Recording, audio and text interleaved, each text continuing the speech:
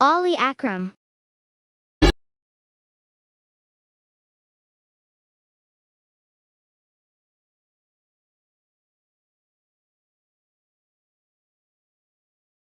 TTDP. TTDP. اعوذ باللہ من الشیطان الرجیم TTDP. بسم اللہ الرحمن الرحیم. میں محمد علی اکرم، جنرل جوائنٹ سیکریٹری تحریک تحفظ دفاع پاکستان، آج حکمرانوں سے، ذمہ داران سے جو پاکستان کی عوام پر حکمرانی کر رہے ہیں پوچھنا چاہتا ہوں کہ بھائی پہلے تو یہ بتاؤ کہ یہ عوام کل انعام ہے، یعنی بھیڑ بکریوں کی طرح؟ ان کی کوئی سوچ نہیں ہے، ان کی کوئی زندگی نہیں ہے، ان کی کوئی خواہشات نہیں ہے، ان کی کوئی زبان نہیں ہے، ان کا کوئی حق نہیں ہے. تم انہیں لاٹھی سے ہکاتے رہو، چلاتے رہو، ان سے فائدہ اٹھاتے رہو، ان کو ذبح کرتے رہو، ان کا کاروبار کرتے رہو. تم نے پاکستانی عوام کو یہی سمجھا. میرے حکمرانوں، اللہ رب العالمین سے ڈرو. یہ پاکستان اسلام کے نام پر بنا، کلمے کے دم پر قائم ہوا، 22 لاکھ جانیں قربان ہوئی، کفار نے انہیں کاٹا، ذلیل کیا، ان کی عزتیں پامال ہوئی، تن من دھن سب کچھ لٹا دیا انہوں نے اس کو قائم کرنے کے لیے. انہوں نے کوئی فائدہ نہیں اٹھایا، صرف مقصد تھی زندگی گزاری، اور دنیا سے چلے گئے وہ لوگ. کون لوگ ہو آپ؟ تمہاری شکلوں سے، تمہاری نسلوں سے، تمہارے کردار سے، تمہاری گفتگو سے، تمہارے عمل سے ہم عوام کو تکلیفیں ہیں. بھائی یہ کیسی حکمرانی ہے؟ یہ کون سی حکمرانی ہے جو تم نے ہمیں غلام سمجھ رکھا ہے؟ اداروں میں بڑھنے چھوٹے چھوٹے فرعون عوام کو ذلیل کر رہے ہیں، رشوت کے بغیر کوئی کام نہیں کرتے، تنخواہیں لیتے ہیں گورنمنٹ سے اور عوام سے رشوت لیتے ہیں. سفارش کے بغیر کوئی کام نہیں ہوتا اس ملک میں. سودی نظام، لعنتی نظام، اللہ سے جنگ کرنے والا نظام قائم کر کے ہم سوچ رہے ہیں کہ ہمیں فتح مل جائے گی. مختصر سی زندگی ہے میرے حکمرانوں. یاد رکھو، جب قبر میں جاؤ گے تو پھر تمہیں احساس ضرور ہوگا تم نے صرف مال کے لیے، اپنی شہرت کے لیے، اپنی آسائشوں کے لیے، اپنے دکھاوے کے لیے، اپنے بھرم کے لیے تم نے اس عوام کو ذلیل و رسوا کر دیا. یہ عوام نہ جانے کب جاگے گی. یہ سوئی ہوئی ہے، اس میں بھی غرض ختم ہو گئی، اس کے بھی اعمال اچھے نہیں ہیں. ہر برا کام یہ قوم کر رہی ہے. ناپ تول میں دیکھو، ملاوٹ میں دیکھو، ذخیرہ اندوزی میں دیکھو، جائز منافع خوری میں دیکھو، یعنی کرپشن میں یہ بھی کوئی پیچھے نہیں ہے. ایک چھوٹا دکاندار، ابھی کرونا آ گیا، ہر چیز کے ڈبل ریٹ کر دیے گئے، یعنی کوئی اناؤنسمنٹ نہیں ہے، کوئی بجٹ سے نہیں تعلق اس کا، من مانی ہے. اداروں میں بیٹھے ہوئے طاقتور طبقے وہ اپنی من مانیاں کر رہے ہیں، آئین اور قانون کی باتیں کرتے ہیں، لیکن عمل درآمد صفر بڑا صفر ہے.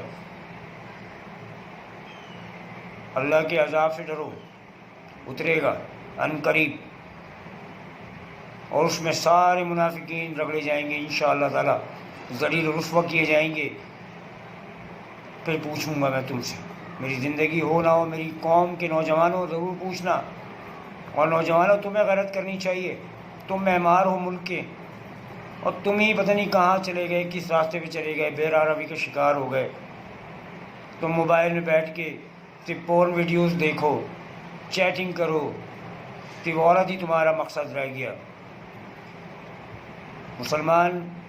اس امت کے مسلمانوں کی کمزوری کیا ہے؟ عورت، دولت، شہرت، وہی تم میں آ گئی. تمہیں اسلام کا کچھ بھی احساس نہیں ہے، یعنی اپنے دین کا کوئی احساس نہیں ہے کہ تم مسلمان ہو. دنیا تمہارا مذاق اڑا رہی ہے. وہ انڈیا کا دیکھو میجر گورایا کیسے تمہارے مولویوں کو، ملاؤں کو، تمہارے چہروں کو مسخ کر رہا ہے، تمہارے کردار بتا رہا ہے، تمہارے سارے کرتوت دکھا رہا ہے جو حقائق پہ مشتمل ہیں. بھائی کیا کریں؟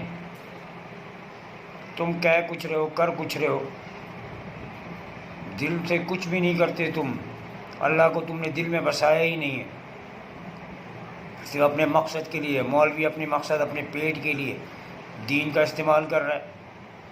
حکمران اپنی طاقت سے عوام کو بیوقوف بنا رہے ہیں، ظلم کر رہے ہیں. کہاں انصاف اس ملک میں بھائی؟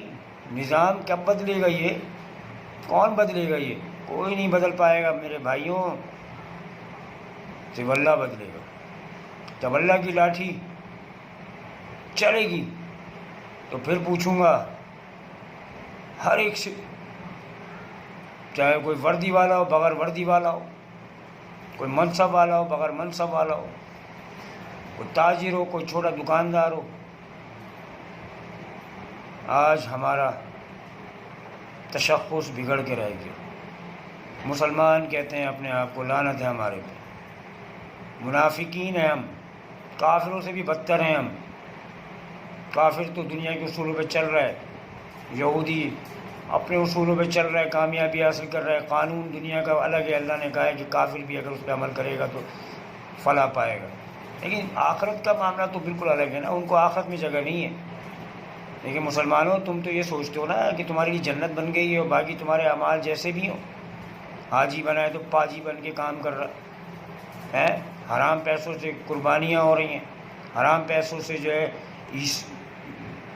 لنگرز ہو رہے ہیں، حرام پیسوں سے حج ہو رہے ہیں، عمرے ہو رہے ہیں، مسجدیں تعمیر ہو رہی ہیں. کیا یہ بخشش کا سبب ہے؟ نہیں. مسلمانوں اسٹڈی کرو اپنے قرآن کی. ایمان کو تو پہلے رکھو، اپنی بنیاد تو اچھی کر لو. تمہاری تو بنیاد ہی کھوکھلی ہو گئی. تم تو لڑکھڑاتے ہوئے چلتے ہو. تمہیں تو موت کا خوف ہے، مال کی خواہشات ہیں، ہوس کا پیٹ ہے تمہارا جو بھر کے نہیں لیتا. اس کے اندر پیٹ بھرتے جاؤ، ہوس کب جو ہے وہ پیٹ وہ خالی کا خالی. عجیب سما ہے اس پاکستان میں. ہم جس پہ اعتبار کرتے ہیں وہی دھوکہ دیتے ہیں، ہم جن کو رہبر سمجھتے ہیں وہی رہزن بنتے ہیں. تو بھائی اس ہائیبریڈ وار میں کوئی بھی کچھ سمجھ نہیں پائے گا. سب اپنی اپنی منطقوں کی باتیں کرتے ہیں، حق کی اور سچ کی کوئی بات نہیں کر رہا. سب کی اور وہی ہے نا، سمم بکم فہم لا یرجعون، یعنی کان ہے تو سن رہے ہیں لیکن سن نہیں سک رہے، آنکھیں دیکھ رہی ہیں مگر دیکھ نہیں پا رہی، زبان ہے وہ بولتی نہیں ہے، ذہن ہے وہ سوچتا نہیں ہے، دل ہے کہ اس پہ مہر لگ گئی. احساس کرو میرے نوجوانوں، دین کے راستے پہ چلو، اللہ کی رسی کو مضبوطی سے تھام کے رکھو. تفرقے بازی، مذہبیت، قومیت، فرقہ واریت میں سے نکل جاؤ. یہ بے غیرت، بے شرم، یہ غداران وطن، اندرونی اور بیرونی دونوں، ہمیں کہیں کا نہیں چھوڑیں گے. ہمارے نظریات آج کچھ نہیں پتہ، ہمیں زہر بھرا ہوا ہے. ہر ایک اپنی تاریخ بیان کر رہا ہے، یعنی تاریخ کوئی مسخ کر کے پیش کیا جا رہا ہے. تمام علیحدگی پسند قوتیں ایک ہو کے کام کر رہی ہیں، اور ہم محب وطن لوگ بے سر و سامانی کے عالم میں صرف انتظار کر رہے ہیں کہ پتہ نہیں کون مسیح آئے.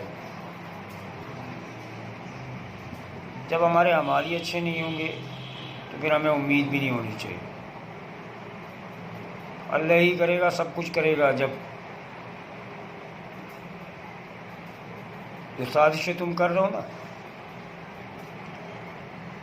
پھر اللہ کا دیکھو، سوچو ہے کہ اللہ جو سوچتا ہے، اللہ جو کرتا ہے وہ بڑا مختلف ہوتا ہے، عبرتناک ہوتا ہے. چیخیں نکلتی ہیں، احساس ہوتا ہے. تو پہلے سے کر لو میرے بھائیوں، میرے بزرگوں، میری ماؤں، میری بہنوں. ہم مسلمان ہیں، مسلمان کی حیثیت سے ہمیں سوچنا چاہیے کہ ہم کون سے راستے پہ چل نکلیں. ہمیں واپس پلٹنا ہوگا، ہمیں توبہ کرنی ہوگی، ورنہ یہ ملک، اس کا انجام بہت برا ہو. لیکن مجھے یہ امید ہے کہ اوپر بیٹھی ہوئی ذات کم لوگوں کو، تعداد میں جو حق پر ہیں وہ بہت کم ہیں، اور جو باطل قوتیں ہیں وہ بہت طاقتور، بہت بڑی تعداد میں. ان کے ساتھ جو حق کی بات کر رہے ہیں وہ تو منافق ہیں، وہ بھی چھٹ جائیں گے. اس لیے حق والے کم ہی رہ جائیں گے، جن کو موت سے ڈر نہیں لگتا، جن کا ایمان ہے کہ موت وقت پر آنی ہے اور اللہ کی مرضی کے بغیر نہیں آنی. شہادتیں ہوں گی اور جوان تیار بھی ہیں. لیکن میں التماس کرتا ہوں اپنی پاکستان کے نوجوانوں سے کہ میرے نوجوانوں، خدا کے لیے اپنا تعین کرو اپنے راستے کا، کہ تمہیں کدھر جانا ہے، کیا کرنا ہے، مقصد کیا ہے زندگی کا. اس چند دن کی زندگی کے لیے دولت و عیش و آرام میں پڑھ کر اپنی آخرت بھی برباد کر لو گے. یہ مسافر خانہ ہے، سدا دنیا میں نہیں رہنا. اس کی قیمت اللہ نے لنگڑے مچھر کے پر کے برابر میں نہیں رکھی. اس کی اوقات کیا ہے؟ یہ گڑیا ہے بدصورت جو میک اپ کر کے تمہارے سامنے کھڑی ہوئی ہے چمک دمک کے، اور تم اس سے متاثر ہو رہے ہو. دل میں مت بساؤ دنیا کو، آخرت کی فکر کرو. اور موت کسی ٹائم بھی اچک لے گی. پاکستان کے لیے کھڑے ہو جاؤ، اس کے تحفظ دفاع کے لیے اپنا مقصد بنا لو اس کو. میری درخواست ہے تمام پاکستانیوں سے کہ خدا را بدل جاؤ، چینج ہو جاؤ. موت بستر پہ بھی آئے گی. کوشش کرو، جو گناہ ہو گئے اس پہ توبہ کر لو اور راہ راست پہ آ جاؤ، اور باطل قوتوں کے خلاف کھڑے ہو جاؤ. اللہ سے ڈرو، ہمیں وہیں جانا ہے لوٹ کے. قبر ہمارا انتظار کر رہی ہے، تو کچھ کر کے چلے جاؤ، کچھ آخرت کے لیے کہ اللہ شاید فضل فرما دے، ورنہ عمل سے تو ہماری بخشش نہیں ہے. میں دعا کرتا ہوں اللہ پاک پوری پاکستانی قوم کو، تمام مسلمانوں کو ہدایت نصیب فرمائے، اور مجھے بھی، ہم سب کو، تمام کو. پاکستان زندہ باد، پاک فوج زندہ باد، حق کے راستے پہ چلنے والے زندہ باد، ایمان والے زندہ باد، غیرت والے زندہ باد. اللہ حافظ، جزاک اللہ.